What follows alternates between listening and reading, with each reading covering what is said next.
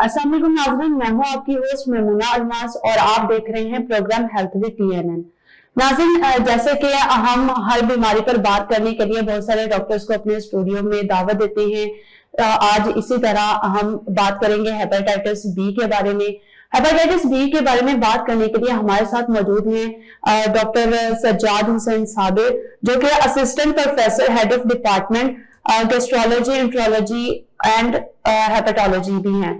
तो सबसे पहले तो डॉक्टर साहब, आपका बहुत बहुत शुक्रिया कि आपने अपने इतने कीमती टाइम में से हमारे लिए वक्त निकाला और आप यहाँ पर आए। तो डॉक्टर साहब, आप हमें बताएं कि ये हेपेटाइटिस क्या है? बिस्मिल्लाहिर्रहमानिर्रहीम। पहले तो मैं इस अहम मौजू पे मदऊ करने के हवाले से आपका और आपकी टीम का शुक्रिया अदा करता हूँ। ये एक बड़ा यही अहम टॉपिक है जिसके हवाले से हेपेटाइटिस, जिसे आमतौर पर यरकान भी कहा जाता है, इसका मतलब ये है कि जिगर की सोजिश। मेडिकल की इस्तिलाह में किसी भी लफ्ज के साथ अगर आइटिस लगा हो तो उसका मतलब इन्फ्लेमेशन या सोजिश होती है। तो हेपेटाइटिस का मतलब भी जिगर की सोजिश है, जिसके बहुत सारे अवामल हैं। अगर हम ये देखा जाए कि पाकिस्तान में हेपेटाइटिस की वजह क्या है, तो उसके अंदर मुख्तलिफ वायरसेस हैं और मुख्तलिफ बीमारियां हैं जिनकी वजह से हेपेटाइटिस या जिगर की सोजिश हो सकती है, जैसे कि hepatitis A, hepatitis B, hepatitis C, D and E, जो कि आमतौर पे हैं। इसके अलावा जिगर के ऊपर चर्बी का हो जाना भी हेपेटाइटिस कर सकता है। इसके अलावा अल्कोहल का इस्तेमाल या कुछ बीमारियां जैसे कि Wilson's disease, haemochromatosis, alpha one antitrypsin deficiency, primary biliary cirrhosis या इस तरह की और कुछ बीमारियां, इनके अलावा कुछ अद्वियात भी हेपेटाइटिस कर सकती हैं। तो इन सब की वजह से अगर जिगर की सोजिश हो जाए तो उसे हम हेपेटाइटिस कहते हैं। तो डॉक्टर साहब, आपने यहाँ पर बात की कि जिगर पर सोजिश के रिलेटेड आपने बात की। ये जिगर पर जो सोजिश होती है वो क्यों होती है? ऐसी क्या रीजन है कि हमारा जो लिवर है उस पर स्वेलिंग हो जाती है?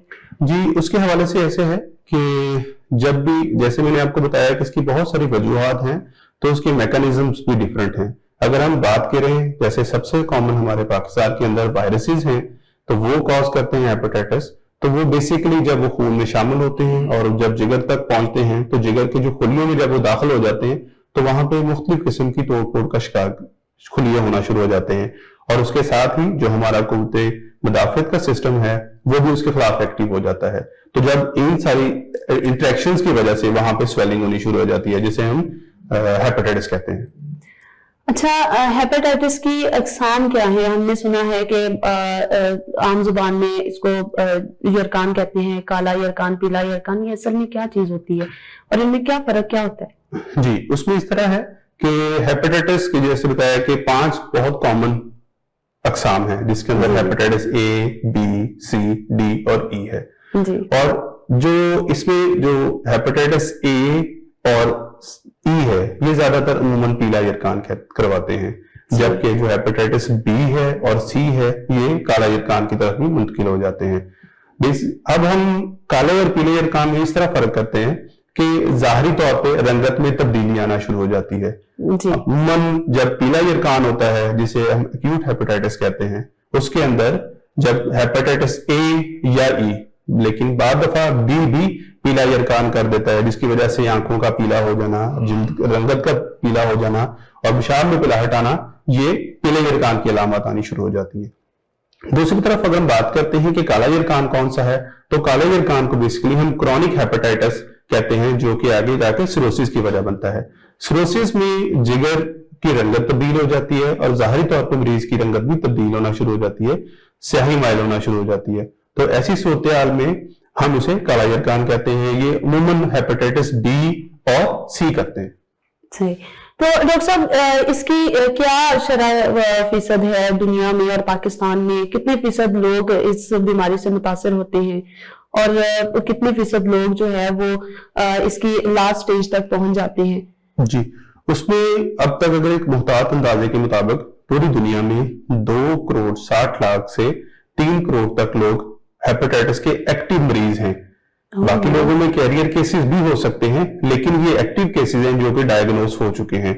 और उसके अलावा अगर हम इसकी रेशियो निकाली जाए तो ये तकरीबन 3.5% दुनिया का हिस्सा बनते हैं जो कि हेपेटाइटिस का शिकार है। अगर पाकिस्तान की बात की जाए तो पाकिस्तान के अंदर इस वक्त 1 करोड़ 50 लाख के आसपास जो हेपेटाइटिस के मरीज हैं, जिनमें से ज्यादातर हेपेटाइटिस सी के हैं और तकरीबन 40 से 50 लाख तक जो है हेपेटाइटिस बी के लोग शिकार हैं। 1 करोड़ तक की आबादी हेपेटाइटिस में मुब्तला है। अच्छा, इससे बचने के लिए कौन सी ऐसी अलामत है कि जिससे इंसान को पता चल सके कि वो हेपेटाइटिस में मुब्तला हो रहा है? उसकी अलामत अमूमन लोगों को नहीं पता होती ना, तो ये ऐसी कौन सी खास अलामत होती हैं जिससे पता चले कि ये हेपेटाइटिस बी ही है? जी, इस हवाले से बड़ी अहम बात है कि हमारे देखने में भी ये बात आई है और हमारे जो डेटा भी हमें ये बताता है कि तकरीबन 2/3 पेशेंट जो है उनमें कोई अलामत जाहिर ही नहीं होती हैं, वो बगैर अलामत के होते हैं। और जब वो किसी जगह पे ब्लड देने के लिए जाते हैं या अपने रूटीन के टेस्ट करवाते हैं तो उनमें उनको हेपेटाइटिस का पता चलता है।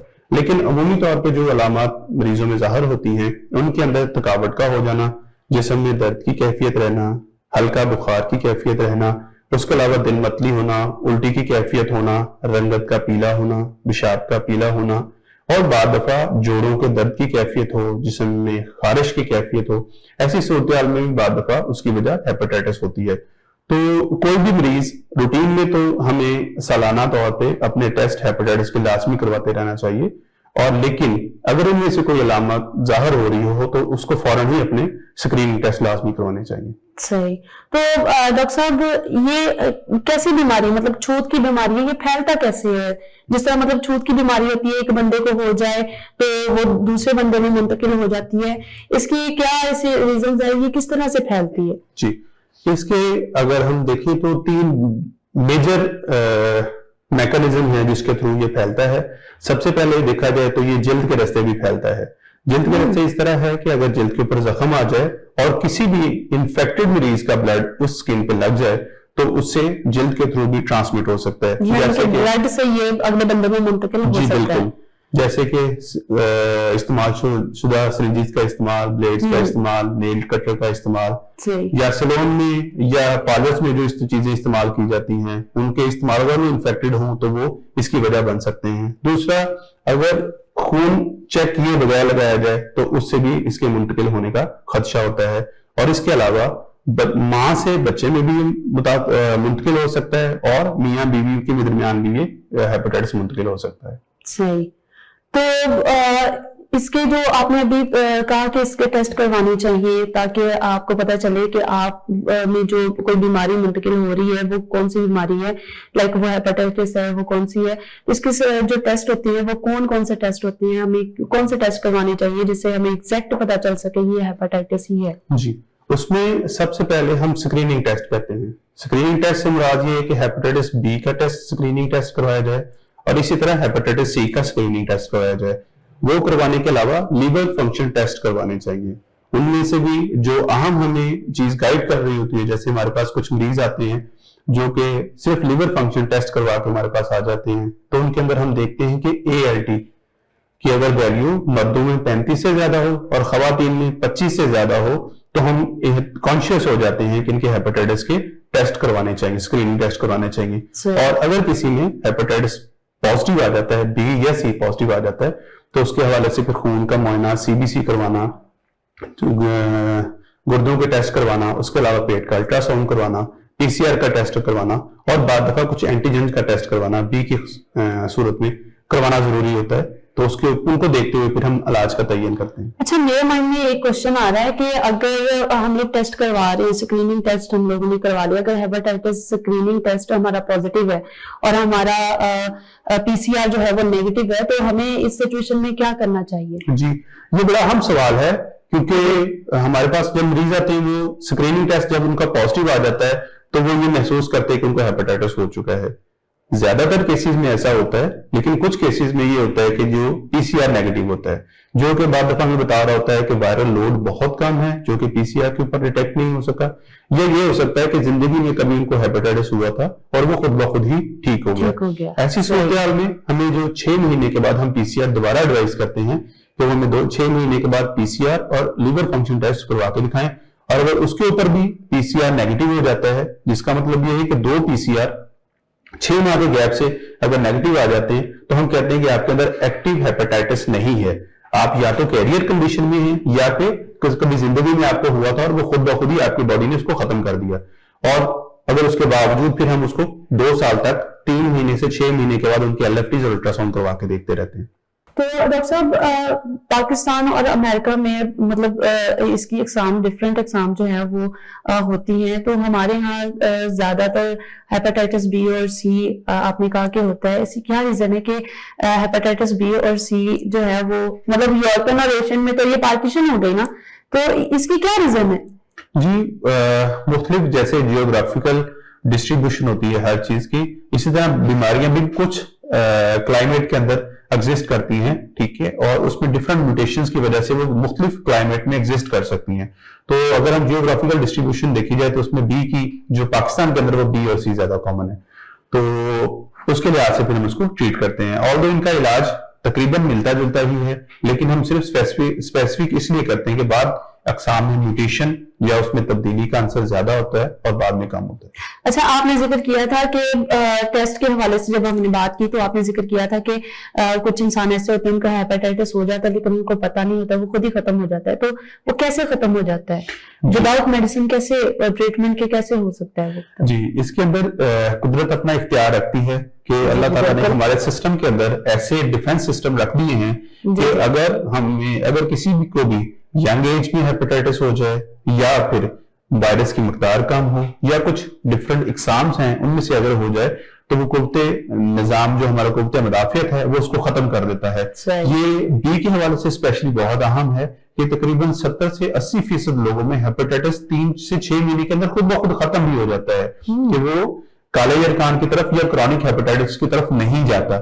लेकिन ये डिपेंड कर रहा होता है कि उस वक्त मरीज की एज क्या है, फीमेल और मेल के जेंडर के हवाले से भी इसमें मुख्तलिफ है, और कुछ अकसाम के हवाले से भी इसमें डिफरेंट है कि कुछ खुद ब खुद खत्म हो जाती हैं, कुछ जो है क्रॉनिसिटी की तरफ से। अच्छा, मेरे माइंड में एक क्वेश्चन आ रहा था काफी देर से, वो मैं अब कर रही हूँ कि इसकी कितनी स्टेजेस होती हैं और सबसे ज्यादा खतरनाक स्टेज कौन सी होती है जहां पर डॉक्टर्स भी कहते हैं कि बस? जी बिल्कुल, उसके हवाले से पहले हम कहते हैं कि इन्फेक्शन होती है हेपेटाइटिस के साथ। जब बॉडी में वायरस अंदर चला जाता है तो उसको हम कहते हैं कि वो इन्फेक्टेड हो चुका है, और उसके बाद फिर उसका एक इंक्यूबेशन पीरियड होता है कि वो जिस्म में दाखिल होने से लेके अलामात जाहिर होने तक के जो टाइम को हम इंक्यूबेशन पीरियड कहते हैं। हेपेटाइटिस बी के हवाले से अगर बात करें तो वो 6 हफ्ते से लेके 6 माह तक इंक्यूबेशन पीरियड होता है। एवरेज तकरीबन 2 से 3 माह इसका एवरेज टाइम होता है कि वो जिस्म में दाखिल होने के बाद जो अलामात जाहिर करता है वो इस टाइम के अंदर जाहिर करता है। तो इस दौरान कुछ मरीजों में अलामा जाहिर होना शुरू हो जाती हैं और कुछ मरीजों में अलामा जाहिर नहीं होती हैं। सही। अच्छा डॉक्टर साहब, इसका इलाज बहुत सारे लोग जो हैं वो हकीमों के पास जाते हैं जिनको ज्यादा अवेयरनेस नहीं होती, उनको पता ही नहीं चलता कि हम हेपेटाइटिस में मुब्तला हो चुके हैं। तो इसका जो इलाज है वो कब करवाना चाहिए और इसका टाइम पीरियड क्या होता है इलाज का? जी, उसके हवाले से ये बड़ा अहम सवाल आपने पूछा कि इसके हवाले से बड़ी मिथ क्रिएट हुए हैं। जैसे हेपेटाइटिस सी के हवाले से बात करें तो उसका इलाज एक मुख्तसर टाइम के लिए है, जैसे 3 महीने या 6 महीने के लिए। तो लोग ये समझते हैं कि हेपेटाइटिस बी का इलाज भी शायद इतनी टाइम के लिए, और वो कुछ अरसे के बाद इलाज शुरू करने के बाद वो छोड़ देते हैं। और इसका बड़ा मुस्तनद इलाज अवेलेबल है, और उसके साथ हमारे पेशेंट में पीसीआर बिल्कुल नेगेटिव हो जाता है। लेकिन अगर हम उसको छोड़ते हैं तो ये रिमिशन या वापस आ जाता है। तो अमूमी तौर पे हम इसका इलाज 2 से 3 साल तक तो लाजमी करते हैं, और बाद दफा इसका इलाज 5 साल तक भी जाता है।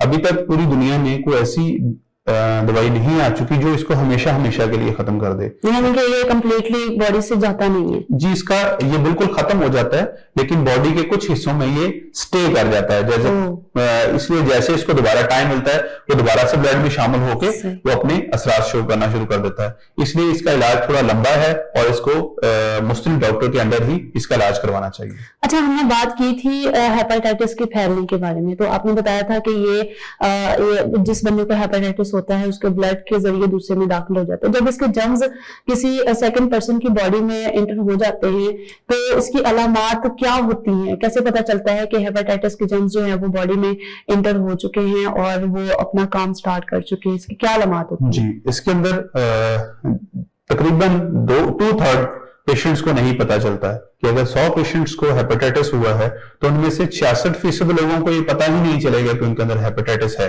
जी।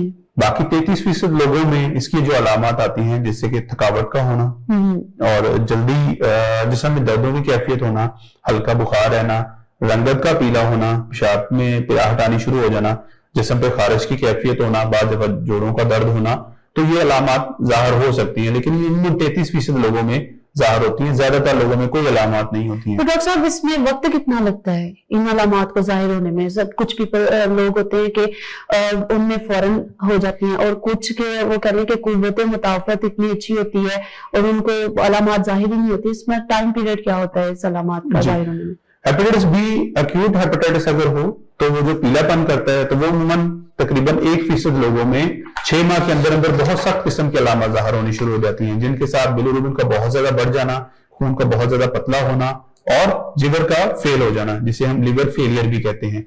ऐसी कंडीशन में हमें ट्रांसप्लांट की तरफ जाना पड़ता है, लेकिन ये 1% लोगों में होता है। बाकी क्रॉनिक केस जिसको कहते हैं, जो कि 6 माह के बाद तक जो हेपेटाइटिस गुजर जाता है, वो अमूमन तकरीबन 40% लोगों में क्रॉनिसिटी में हेपेटाइटिस बी जाता है। सही। बाकी लोगों में बाद में ये खुद ब खुद ही खत्म हो जाता है। अच्छा, नॉर्मल लोगों में तो हेपेटाइटिस जब होता है तो उसकी अलामत जाहिर हो जाती हैं और वो मेडिसिन से अपना ट्रीटमेंट करवा के ठीक भी हो जाते हैं, तो इतना ज्यादा प्रॉब्लम नहीं होता। यहाँ पर एक क्वेश्चन आ रहा है मेरे माइंड में कि अगर प्रेग्नेंट लेडी को हो जाए और उस डिलीवरी के बाद या फिर प्रेगनेंसी के दौरान उसके बच्चे में भी ये जर्म्स मुंतकिल हो सकते हैं, और अगर हो सकते हैं तो इसका ट्रीटमेंट कैसे होगा? जी बिल्कुल, ये अहम सवाल इस हवाले से है कि पाकिस्तान के अंदर अमूमन जो प्रेग्नेंट लेडीज हैं उसको स्क्रीन नहीं किया जाता। अगर बाकायदगी से उसको स्क्रीन किया जाए तो हमें पता चल सकता है कि उनके अंदर वायरस की मकदार कितनी है। एक खास मकदार से ज्यादा जाने के बाद इसके इलाज की जरूरत पड़ती है। और अगेन एक घर में अगर किसी खातून को, किसी बीवी के ऊपर हेपेटाइटिस हो जाता है तो वो 3 जिंदगियों में हेपेटाइटिस मुंतकिल कर सकती है, जैसे कि अपने शौहर में या आने वाले बच्चे के अंदर। तो इसके अंदर वाले से हम जो इलाज करते हैं वो हमें गाइड करते हैं कि वो अपने हस्बैंड के एक तो टेस्ट करवाएं और उनकी वैक्सीनेशन करवाएं। उसके अलावा जब उनका 7वां महीना शुरू होता है तो उस वक्त वो अपने टेस्ट भी करवाएं और टेस्ट के साथ अपना इलाज शुरू कर लें, और डिलीवरी के 3 महीने बाद तक हेपेटाइटिस बी का अपना इलाज जारी रखें। ये बेसिकली इसलिए किया जाता है ताकि वायरल लोड कम हो जाए और बच्चे में हेपेटाइटिस कम मुंतकिल हो। बाकी बच्चे के हिफाजत के हवाले से अगर हम बात करते हैं तो हेपेटाइटिस बी के इम्यूनोग्लोबुलिन्स होते हैं जो कि बच्चों में 12 घंटे के अंदर अंदर, डिलीवरी के 12 घंटे के अंदर अंदर बच्चे को इम्यूनोग्लोबुलिन्स लाजमी लगवाने चाहिए। ऐसे बच्चे जिनकी मदर को हेपेटाइटिस बी है, उससे हेपेटाइटिस को हम बहुत हद तक कम कर सकते हैं। और उसके अलावा इसकी वैक्सीनेशन भी होती है जिसकी 3 डोजेज होती हैं, वो भी लगवानी होती हैं बच्चों में। लेकिन अगर खुदा ना खास्ता ये सारी चीजें ना हो तो इसका नुकसान ये होता है कि 90% बच्चे जिनकी माओ में हेपेटाइटिस बी है वो हेपेटाइटिस बी इनको इन्फेक्टेड हो जाते हैं उससे।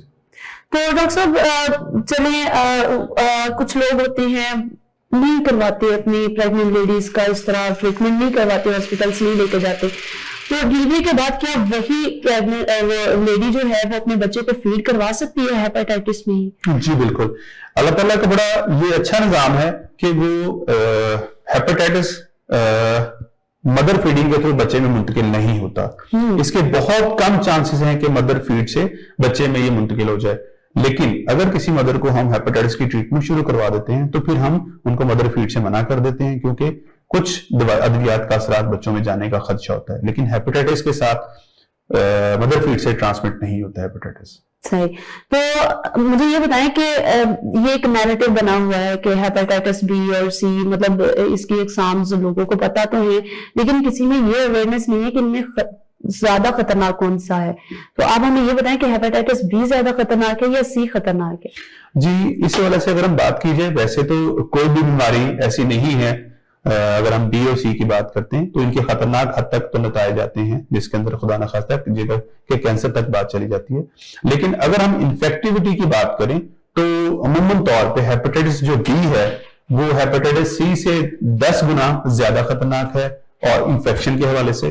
और दूसरी तरफ अगर इसको हम HIV के साथ, एड्स के साथ कंपेयर किया जाए तो ये 50 टाइम्स मोर इंफेक्शियस है हेपेटाइटिस बी, अगर हम एड्स के साथ इसको कंपेयर करते हैं। सही।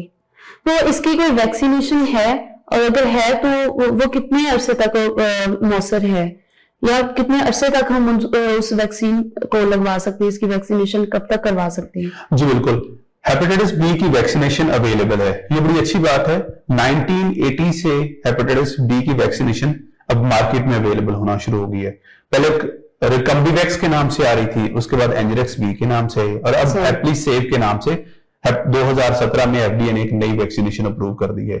तो हेपेटाइटिस बी के हवाले से ये बड़ी मौसर वैक्सीनेशन हैं, जिसकी मकदार हम 0-1-6 मंथ पे पेशेंट्स को गाइड करते हैं जिनके अंदर हेपेटाइटिस बी नेगेटिव डिजीज होती है। तो हम उनको कहते हैं कि वो ये लाजमी लगवाएं। अमूमी तौर पे बच्चों में ये थाई पे लगाया जाता है और बड़ों में ये डेल्टॉइड मसल के ऊपर वैक्सीनेशन लगाई जाती है। जहां तक इसकी बात करने की बात है कि ये कितनी मौसर है, तो ये 95% तक इफेक्टिव है और ये हेपेटाइटिस बी से प्रोटेक्शन देती है। लेकिन इसकी भी मियाद है, 5 से 10 साल के बाद हमें अपनी इम्यूनिटी को चेक करते रहना चाहिए, इसकी एंटी एचबीएस टाइटर्स करवाते रहना चाहिए। अगर वो कम होना शुरू हो जाएं तो बूस्टर की जरूरत पड़ती है, और अगर ये बिल्कुल ही कम हो जाएं, जैसे कि कुछ मरीज ऐसे होते हैं जो कि इम्यूनो कॉम्प्रोमाइज्ड होते हैं, उनके अंदर ये एंटी एचबीएस के टाइटर्स कम हो जाते हैं, तो ऐसी सूरत हाल में उनको दोबारा वैक्सीनेशन की भी जरूरत पड़ सकती है। लेकिन ये बहुत इफेक्टिव है और हर बंदे को इसको वैक्सीनेशन लाजमी करवानी चाहिए। सही। तो डॉक्टर साहब, अब बड़ों में जब हेपेटाइटिस होता है, चलिए उसका वैक्सीनेशन के साथ ट्रीटमेंट हो सकता है, गोलियां काफी होती हैं, कैप्सूल्स वगैरह होते हैं।